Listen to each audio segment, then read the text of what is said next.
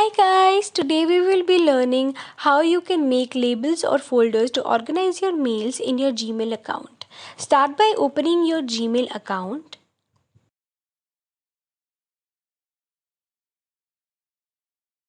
Once your Gmail account is open, you'll see an option of labels in the left corner. Adjacent to this option, click on the Addition button. Once you've done that, a pop-up will appear asking you to name the label that you want to create. We are creating a personal label. Click on Create.